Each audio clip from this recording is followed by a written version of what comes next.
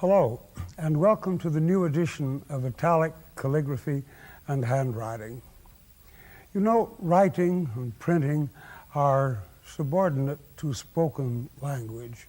The spoken language came millions of years before writing was ever invented, and writing must have looked very queer to people when they first saw it, especially the alphabetic writing.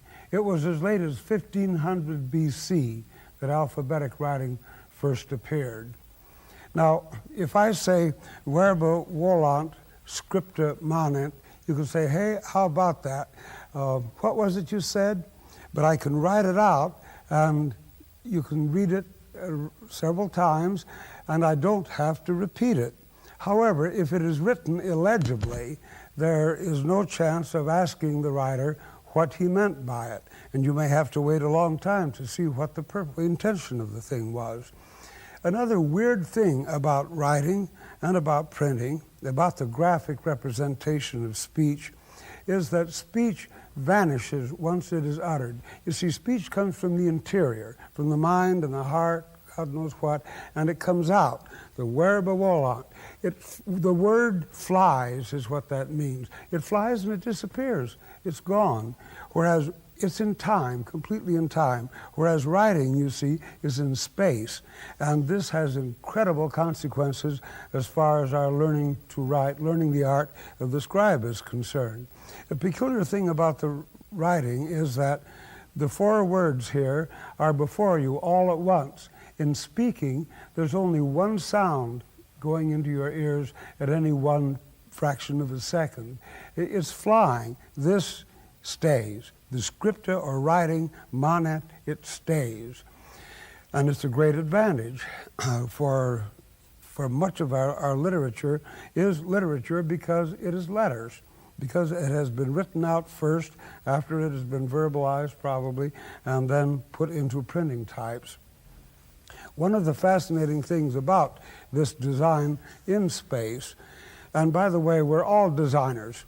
Whenever we pen a note to the milkman, even though it may be scrawled, if you just make a touch on a piece of paper with a pencil, you've marked that rectangle and the design has already begun. So we're working in space and we have to design these movements of the pen. The pen moves and it moves through time, but it moves through space too.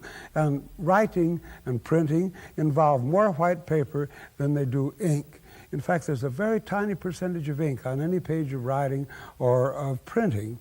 It's mostly paper, and this paper has to be designed, and it is designed by the pen as it designs the letters. So one of the things I would have you watch when you learn to write is to watch the shape of the paper that you're outlining, that you're circumscribing, because that will make the reading legible, make it readable. Readable is legibility that is more pleasurable. Now, the writing here has thick and thin contrasts and gradations. The ancient writing tool was a stick, a pointed stick, and it was only in the 2nd century, or 3rd century maybe, BC, that the Romans cut the pen across, producing an edge. Now, the incredible thing about this wonderful tool, Edward Johnson says it's the letter-making tool, is that edge, that very thin edge. It's almost non-existent. All the rest of the pen exists merely for the sake of holding on to it. The important thing is that edge. And what is most important for you when you're learning to write, first learning to write, is your control of that edge. And this is what I mean by the control of the edge. That you have vertical and horizontal axes on a page. Now, bisect that 90-degree angle. Bisect it with a hairline. The edge of the pen must always be exactly on that 45-degree angle. You cannot vary it this way, you cannot vary it that way. It must always be steep like that. So watch this more than anything else. At the very beginning, pay no attention to much else except that angle. Now we take the letter I, which is one of the letters we'll take today. We go into it at a 45-degree angle, and that gives us a fine line. turning here is that we get the thickest stroke of the pen. This is a little thinner. It gets thicker here and then goes into an almost invisible hairline because the edge of this pen is held at a 45-degree angle to the writing line. It's edge, always edge, that we have to bear in mind. Take a letter like the N. It's a subtle letter. It looks relatively easy, but it is one of the most important and most difficult letters that we have to learn. We go in at a 45-degree angle with that edge. The edge produces the thinness here. It produces all of the effects. They're entirely due to that delicate and wonderful, narrow, almost non-existent edge of the pen. So watch that edge. Now, if you get the edge too flat, see what happens to that N I had up there. It becomes an intolerably ugly design. You simply cannot see it as anything at all. If the pen is too steep, it's all head and it's all feet. There's no design to it. These are utterly impossible. But get in between those. Here the pen angle was flat. Here it is too steep. So get a 45-degree pen angle. Now don't be concerned with much else until your hand learns at all times to produce that 45-degree angle of the edge. The pen must be frozen in your hand so the edge is up steep. You may think I repeat this almost too much here at the beginning, but I couldn't repeat it too much, and we'll be insisting on it throughout the early parts of this program, this series of lessons. That edge must be steep. Now, that is the first lesson in a series of 3 stages in your writing. Now let's see what those stages are. In writing, as in learning to do anything, in learning to cut down a tree, in learning to handle a plane, in learning to play golf, to swim, handle a tennis racket, you have to know what the idea is. So first of all, let's get the idea. Get the idea starts everything. A man may say to a kid with an axe in his hand, "Hey, what do you think you're doing?" Or with a hammer, holding the hammer incorrectly, "What do you think you're doing?" It means the kid doesn't have the idea. You have to get the idea before you can get the next stage, which is the feel. The feel of the thing, the feel of writing, the sensation of touch, the sensation of movement. And this is going to be all wrong if this is wrong. So read the text, read it over and over, and understand what you are attempting to do, and then get the image of touch and of movement into your fist. Once it's in your fist can do the writing. You think a certain phrase, you say, "Hand, go to it." Your hand will write it out. Now, when that happens, you're in for the most exciting part of this, which is getting the swing of it.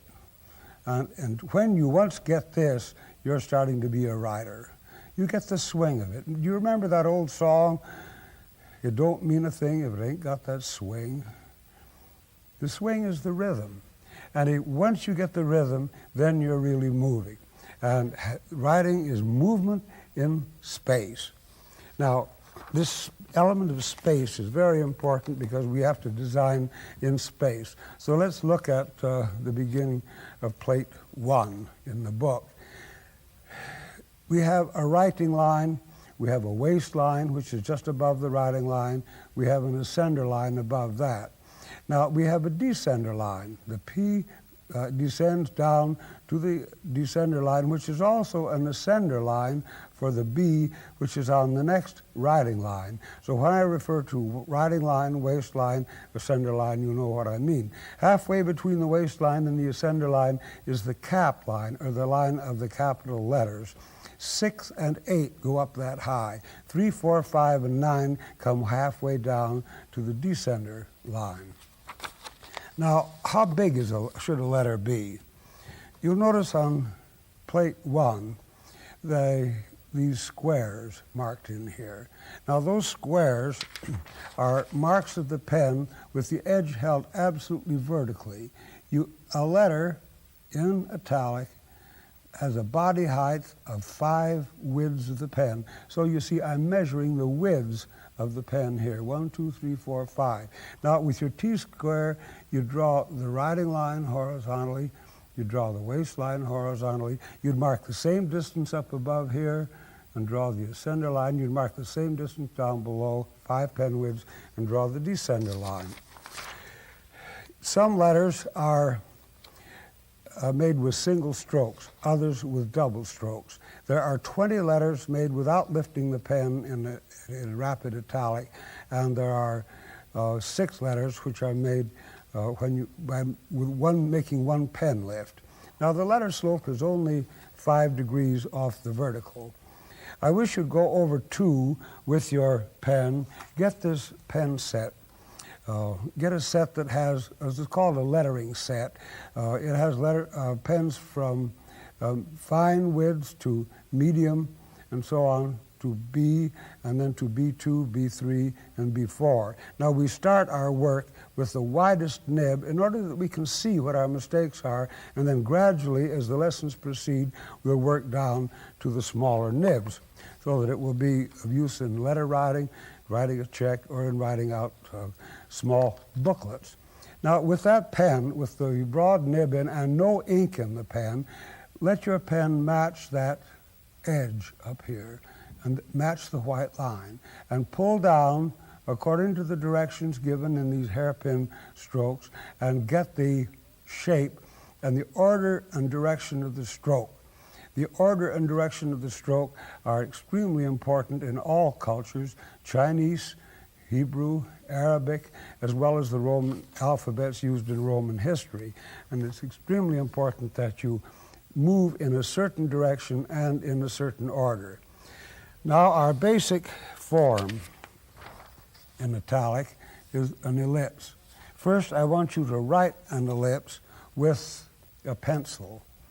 You see the guidelines are here. Start just a little before 11, come down and draw a circle in perspective. That is, you turn a slope a circle a little bit and then turn it so that the width is a little over half the height, and you have the outside edge of the O. This is an ellipse, or a circle in perspective. So I'll write an O at 5 pen widths, and the outside, no, this is more than 5. The outside edge is an ellipse. Now this appears in A, D, G, Q, B, P, C, O, and E, and the effect of that is felt in all the letters that have entrances and exits, because this is related to the ellipse. The shoulder with its curving is related to the ellipse, so is the exit related to the ellipse. So I would like to have you do about half a page pencil of I, O, I, O, I, O, and then do the bottom 2 lines in I, O with an edged pen. Now fold a piece of typing paper, 8.5 by 11. Use bond paper. Don't use erasable bond or onion skin paper. But take this sheet out of the back of the book that has a B4 down in the corner. The first line up here shows you the 5-degree letter slope. The second, the pen angle. So you can check your pen angle by that line. Then fold the paper over, and then with your pencil do OI, OI, OI, and then with the pen write OIs and OIs. And that will be enough for the assignment for the first lesson. Let's write the O again, or the I and O. I recommend that you use black ink and put only ordinary fountain pen ink in your pen. Don't put carbon-based ink in, because the carbon may clog the pen. There's the I, the O. Now let's put an N on it. Add an N with these ellipses. The L is very simple. You put the pen down with the edge at a 45-degree angle to the writing line, and then just pull. Pull from the shoulder if you have to. Then make this narrow elliptical exit. We can write a number of words if we have these few letters. Rather important concept in our present time. The word that I like most to write with this combination, though, is, whoops, I caught some fiber in that paper. There's that. So with 4 letters, you can get a lion. There's a wonderful old story, a very ancient one, about the mother lion looking at her little cubs. They're born, and the cub is amorphous. He has no shape to him at all. He's just a honey-colored ball. And with tender, loving care, she licks him into shape. And by licking him delicately and carefully, she finally comes out with a lion. And that is more or less what you have to do in the writing, is use the pen as if you were caressing the paper. And you caress, with tender, loving care, these letter forms onto the paper.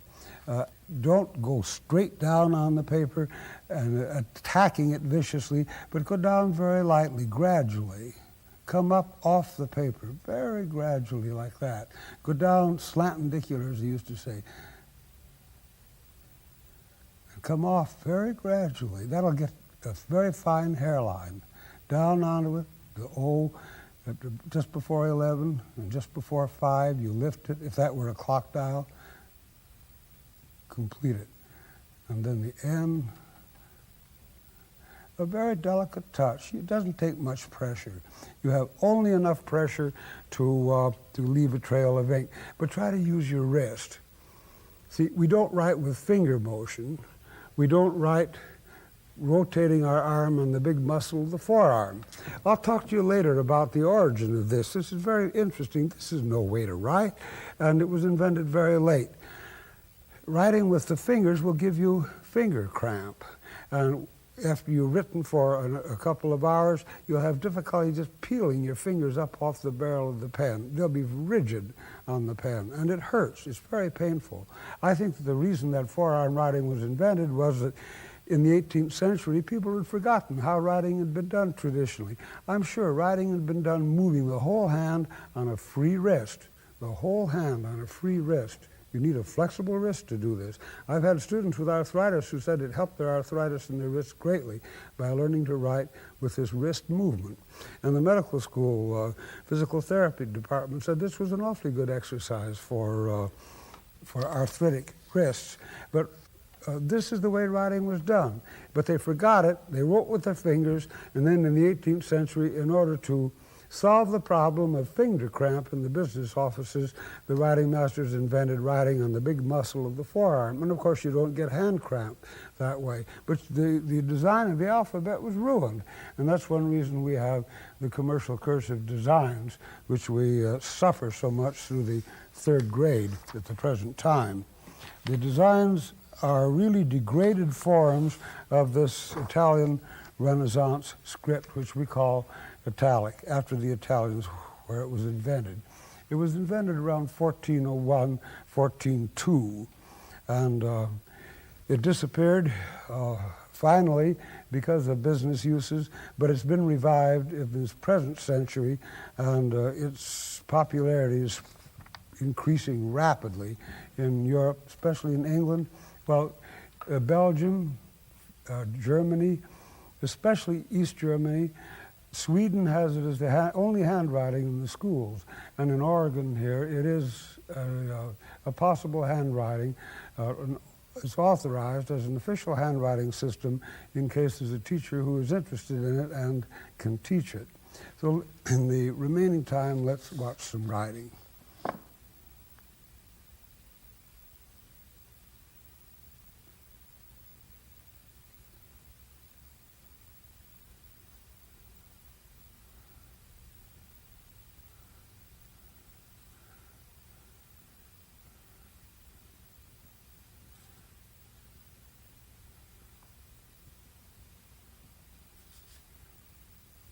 Let's see.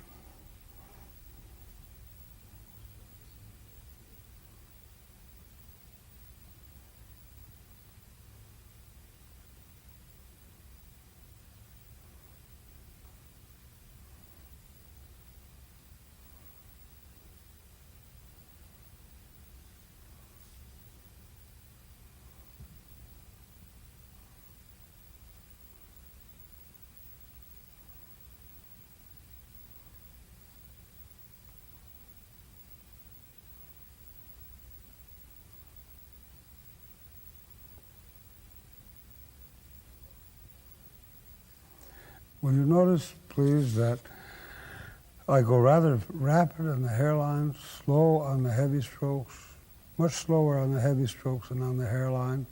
There is very little pressure on these downstrokes, these thick strokes.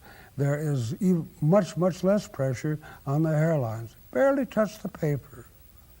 And then a little pressure, very little, just enough to leave a trail of ink.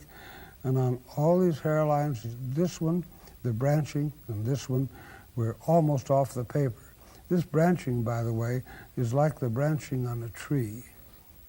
The branch comes out very gradually, moves out into space. And halfway between the writing line and the waistline, if you look in the inner part of the letter, the counter as we call it, you'll see that branch leaves the stem about halfway between the writing line and the waistline. So when you try an N, watch that branching.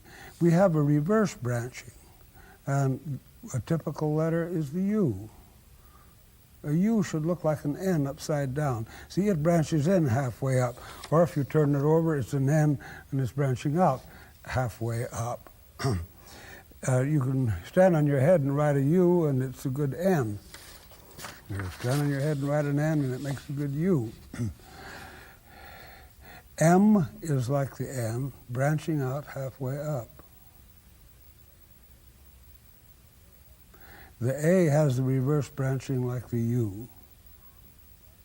So when you start with N, the critical thing is that hairline branch going in there. Suppose your pen angle is too flat. You don't get a hairline branching in there. You see how ugly that is? You need another kind of italic. It's a more formal italic, and the branching isn't the same at all. The N is a completely different N. Now, if you cannot get a steep pen angle, you'll have to write that italic. You can't base a handwriting on it, though. It's impossible. It's just too heavy. You can't join into the next letter.